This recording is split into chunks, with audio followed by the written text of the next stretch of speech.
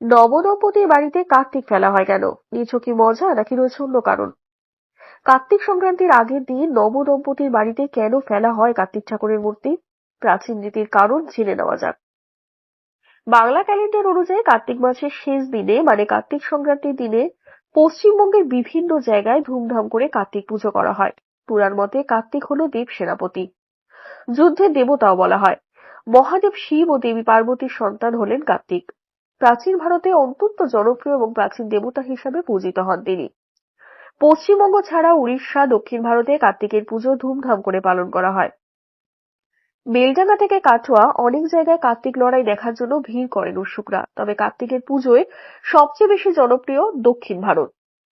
বঙ্গীয় পুরোহিত সভার সভাপতি চণ্ডীচরণ হালদার জানিয়েছেন, এই বছর কার্তিক পুজো পড়েছে 17ই নভেম্বর। এই দিনেই বাড়িতে বাড়িতে পূজিত হন কার্তিক ঠাকুর। কার্তিক পুজোর দিন এই পুজো হয়, যার কারণে আগের দিন রাতে কার্তিক ঠাকুর ফেলা হয়। তবে কার্তিক পুজোর সবচেয়ে মজাদার একটি বিষয় হলো এই কার্তিক ঠাকুর ফেলা।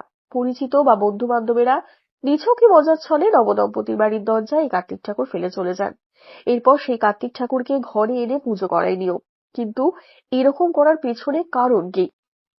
আসলে এটি গ্রাম বাংলার একটি লোকাচার। মনে করা হয় নববিবাহিত বা নিঃসন্তান দম্পতিরা যদি কার্তিক পুজো করেন তাহলে তাদের কোলে ফুটফুটে কার্তিকের মতো সন্তান জন্ম নেবে। তাই নবদম্পতি অথবা নিঃসন্তান দম্পতির বাড়িতে কার্তিক ঠাকুর ফেলে দেওয়ার প্রথা যুগ যুগ ধরেই চলে আসছে। সন্তান লাভের পাশাপাশি কার্তিকের আরাধনায় সংসারে সমৃদ্ধি আসে এবং শ্রীবৃদ্ধি হয়, যশও লাভ হয়। সন্তান লাভ এবং সন্তানের সর্বাঙ্গীন কুশল কামনায় কার্তিক সংক্রান্তিতে ঘরে ঘরে পুজোতে হন দেব সেনাপতি কার্তিক। ধন্যবাদ।